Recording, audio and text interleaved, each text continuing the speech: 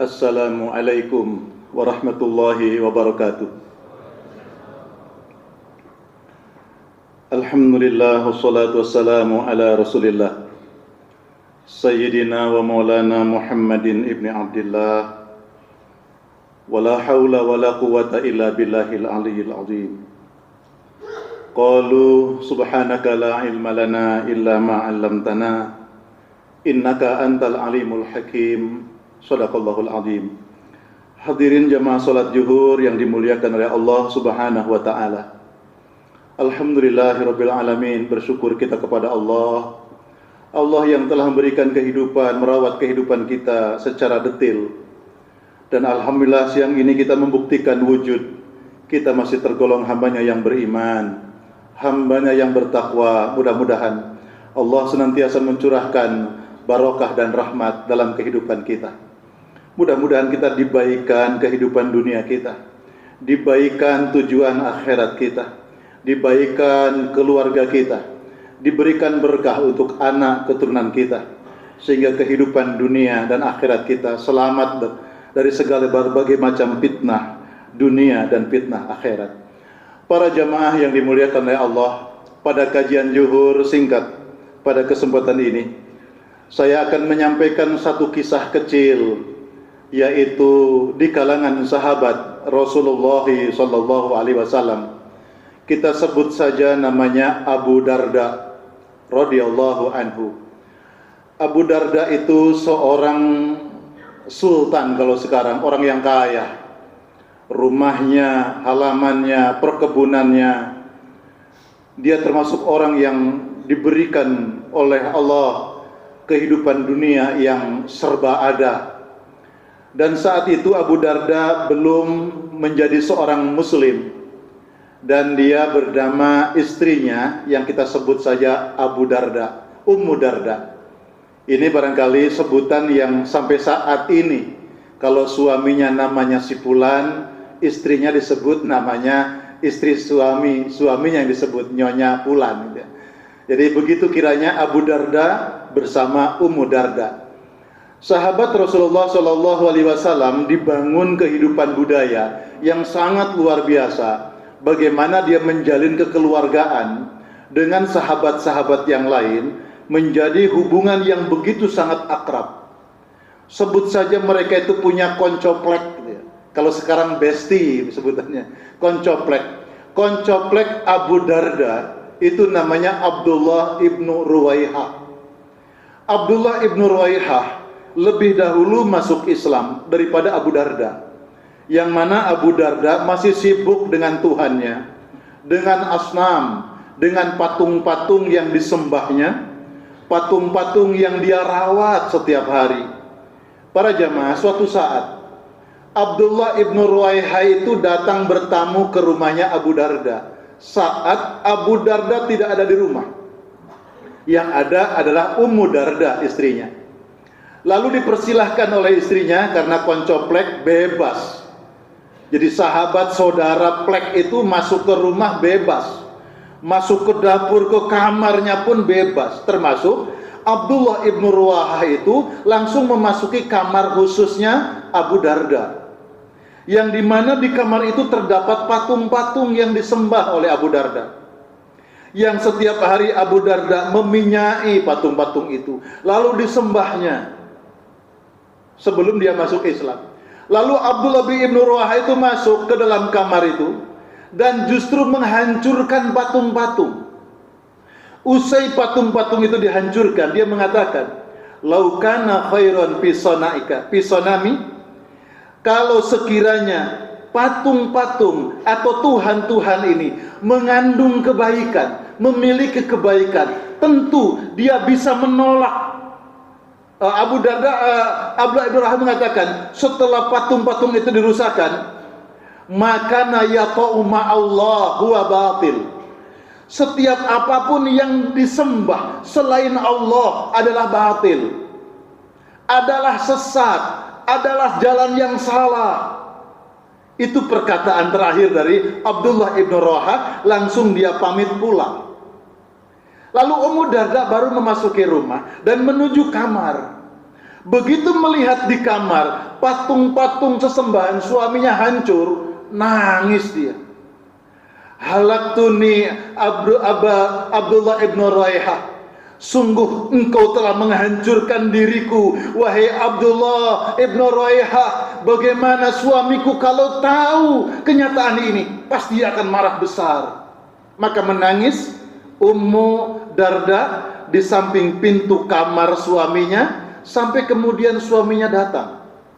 Abu Darda begitu datang, melihat kedua mata istrinya yang begitu lebam, wajahnya memerah, tampak begitu sedih. Dia bertanya, "Masya Nuki, apa yang terjadi padamu wahai istriku?" Lalu Ummu Darda menjawab, "Barusan Abdullah ibn Raihah saudaramu memasuki rumah kita saat engkau tidak ada di rumah, dan dia masuk ke dalam kamar dan menghancurkan sona Allah, menghancurkan patung-patung yang kau sembah itu, mayaro, sebagaimana engkau akan lihat nanti." Maka kemudian Abu Darda memasuki kamar itu dan marah melihat patung-patungnya, Tuhan-Tuhan sementara itu hancur, marah. Di dalam kemarahannya itu dia muncul pikiran yang selama ini belum pernah dia dapatkan, pikiran seperti itu. Laukana khairan fi sonami, sekiranya ada kebaikan dari Tuhan-Tuhanku, dari patung-patung yang kusembah ini, tentu dia akan sanggup menolak apa yang akan terjadi padanya.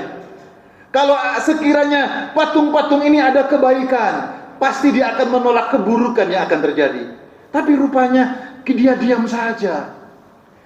Dalam kemarahannya muncul pikiran seperti itu yang selama ini belum pernah terpikirkan, belum pernah muncul pikiran seperti itu. Lalu teredamlah marah itu. Kemudian dia datang menjumpai Rasulullah untuk masuk Islam. Setelah masuk Islam, dia berkata, "Saya ini begitu terlambat masuk Islam dibandingkan saudara-saudara saya yang sudah lama. Dia telah mengumpulkan amal yang banyak ketika dia akan menjumpai Tuhannya. Lalu dengan saya, apa yang saya harus lakukan untuk mengejar amalan-amalan supaya saya tidak kalah dengan amalan saudara-saudara saya yang lebih dulu masuk Islam?" Kata dia, "Kalau saya bekerja sebagaimana biasanya dulu, lalu apa yang saya banggakan dengan amal saya?" Lalu semua dia habiskan hartanya itu. Sampai saatnya ada teman-temannya datang ke rumahnya. "Wahai Sultan, wahai Abdullah ibn Raihah, dulu kau orang kaya, rumahmu yang megah dan indah, kekayaanmu banyak. Mana sekarang? Aku melihat kehidupanmu setelah masuk Islam. Engkau jadi jatuh miskin seperti ini." Nah, ini barangkali sebuah ilustrasi kita. Ada orang dalam Islam, tapi hidupnya kok miskin, tapi hidupnya kok susah. Jangan kecil hati. Lalu Abdullah ibn Raihah mengatakan, "Ya, aku puas dengan kehidupan saat ini. Sesungguhnya, ketahuilah, aku sedang membangun rumah yang megah, rumah yang luas, tapi tempatnya nun jauh di sana. Maka setiap hari aku membelikan material, aku belikan pasirnya, aku belikan batu batanya, aku belikan besinya, aku belikan semennya, lalu aku kirim ke tempat di mana aku bangun rumah tersebut. Dan aku ini tidak ingin memiliki beban yang banyak yang kupikul yang ada di rumah ini. Aku ingin ringan dari rumah ini berangkat ke rumah yang baru," kata Abdullah ibnu Raihah. Lalu dia bertanya kepada teman-temannya, "Wahai saudaraku, apakah kau mengerti apa yang aku katakan?" "Saya belum tahu ya Raihah." "Ya Abdullah ibn Raihah, coba terangkan," kata Abdullah ibn Raihah. "Sesungguhnya saya telah membangun rumah yang besar, yang megah, jauh di sana, tempatnya di surga Allah Subhanahu wa taala." Para jamaah yang dimuliakan oleh Allah. Kemudian pada edisi yang lain, Umar ibn Khattab datang ke rumah Ibn Raihah di waktu malam. Dan Abdullah ibn Raihah pada saat itu tidak memiliki lampu penerangan. Mantan orang kaya, mantan sultan, di rumahnya nggak punya lampu penerangan. Masya Allah. Lalu dipersilahkan, wahai sahabat Rasulullah, silahkan duduk. Begitu Umar duduk, kaget. Betapa tempat duduknya begitu sangat dingin. Lalu dia meraba dengan tangannya, ternyata tikar yang disiapkan begitu sangat sempit. Kalau Umar menarik tikarnya untuk dia dudukin, pasti tuan rumah Abdullah ibn Rawahah tidak kebagian tempat duduknya. Lalu Umar dengan gerak hatinya, wahai sahabat Rasulullah, Abdullah ibn Rawahah, izinkan aku untuk mengambilkan dari Baitul Mal untuk memberikan kepada engkau. Barangkali engkau bisa ada lampu penerangan, akan aku belikan tikar yang lebih lebar. Apa jawaban Abdullah ibn Rawahah? Wahai Umar, sahabat Rasulullah, bukankah Rasulullah sudah mengajarkan kita dengan dawuhnya beliau, gunakanlah dunia sewajarnya saja, gunakanlah dunia secukupnya saja. Saya masih bisa hidup dengan di waktu malam tanpa lampu, bisa duduk nyaman dengan engkau walaupun tikarku kecil, supaya tidak berlebih, sebab sesuatu yang berlebih ada pertanggungjawaban di hadapan Allah Subhanahu wa ta'ala. Mendengar ungkapan ini, Umar menangis. Betapa mulianya hatimu ya Abdullah ibn Rawahah setelah engkau masuk Islam. Begitu qanaahnya engkau wahai ibn Rawahah setelah engkau berada di jalan Rasul. Padahal dulu engkau hidupmu kaya, glamor dengan keadaanmu, tapi sekarang berubah sangat drastis sekali. Menangis. Para jamaah, sahabat-sahabat Rasulullah itu sungguh memiliki hati akhirat. Hidup mereka di dunia, memanfaatkan dunia dengan sewajarnya, tapi hati mereka akhirat. Lalu dikatakan, kalau kehidupan kita tujuannya dunia, insya Allah dunia ini akan rusak.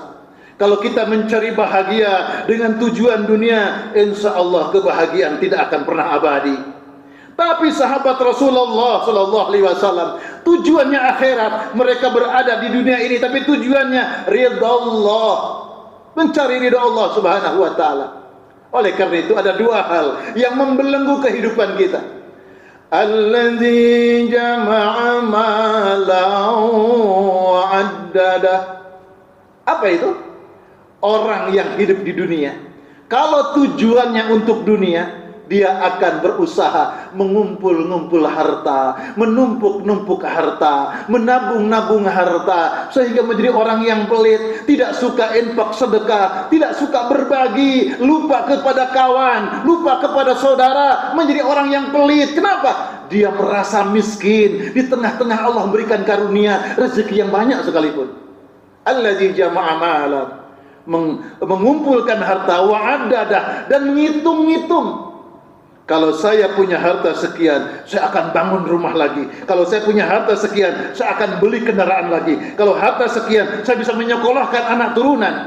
Dunia semua tujuannya.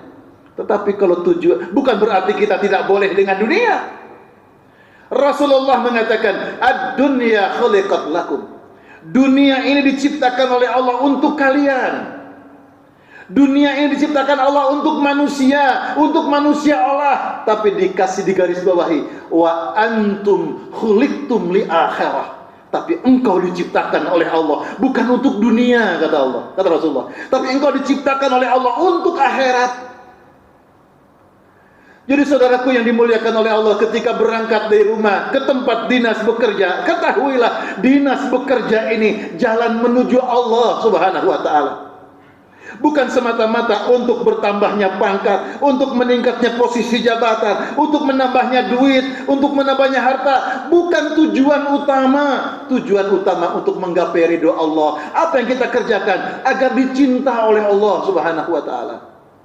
Karena kita ini diamani oleh Allah. Kalau engkau diberikan kelonggaran harta, engkau bisa membantu orang yang papa.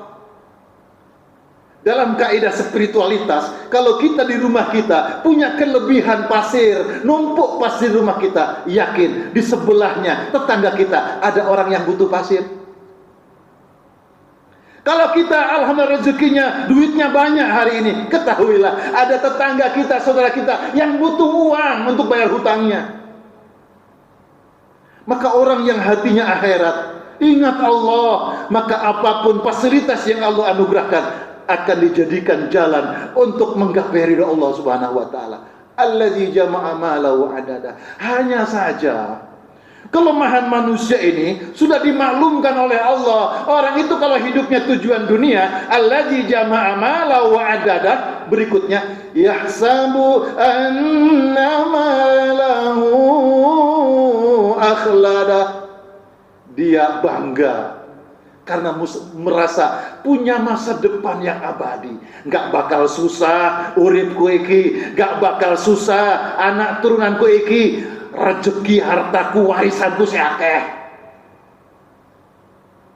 Itu yang akan terjadi. Itu Al-Quran surat Al-Humazah, panjenengan baca. Jadi orang itu kalau tujuannya dunia dalam hidup, pertama dia akan mengumpulkan harta, dihitung-hitung jadi pelit.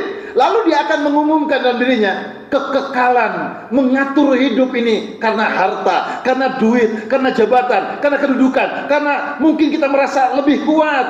Lalu kita menjadi orang yang sombong. Hati-hati. Makanya di dalam percakapan sahabat Nabi, kedua sahabat ini, sahabat yang dimuliakan Allah. Posisi mereka sangat mulia di hadapan Allah. Sahabat-sahabat Nabi yang mulia, tapi hati mereka bersih, hati mereka akhirat. Mudah-mudahan kajian singkat ini sekedar memberikan ilustrasi dan motivasi untuk kita. Semoga Allah memberikan taufik hidayah kepada kita sehingga hati kita dihunjamkan oleh Allah. Nawwir qulubana binuri hidayatika kama nawartal ardu binuri syamsika abada. Ya Allah, ya Rabb kami, anugerahi kami cahayamu, taufik hidayahmu ya Allah, sehingga Engkau membimbing kami di jalan yang Engkau ridai untuk senantiasa menunaikan amal-amal saleh, untuk senantiasa bisa taat dan takwa kepadamu ya Allah. Rabbi auzi'na an ashkura ni'mataka allati an'amta alaina wa ala walidayna wa an a'mala salihan darlah wa aslih lana fi dhurriyyatina inna tubna ilaika wa inna minal muslimin. Ya Allah, anugerahkan kami ya Allah taufik hidayahmu agar kami mampu bersyukur atas nikmat-nikmat yang Kau berikan kepada kami, agar kami mampu bersyukur atas nikmat yang telah Kau anugerahkan kepada kedua orang tua kami. Ya Rabb, bimbing kami di jalan yang Kau ridai, bimbing kami untuk senantiasa menunaikan amal-amal soleh, amal soleh yang Kau ridai. Ya Rabb kami, perbaikilah dan baikkanlah kehidupan kami ya Allah. Demikian juga untuk anak keturunan kami ya Rabb, demikian juga untuk nasib bangsa Indonesia ya Allah. Ya Rabb kami, baikkanlah sisa umur kami, berkahilah ya Allah, berkahilah rumah tangga kami, berkahilah anak turunan kami, berkahi usaha pekerjaan kami, berkahi rezeki kami ya Allah, berkahi ya Allah saat-saat perjumpaan denganmu. Engkau hadirkan husnul khatimah. Rabbana atina fid dunya hasanah wa fil akhirati hasanah wa qina adzabannar. Sallallahu ala sayyidina Muhammad. Alhamdulillahirabbil alamin. Mohon maaf lahir dan batin. Wallahul muwaffiq ila aqwamit thoriq. Assalamualaikum warahmatullahi wabarakatuh.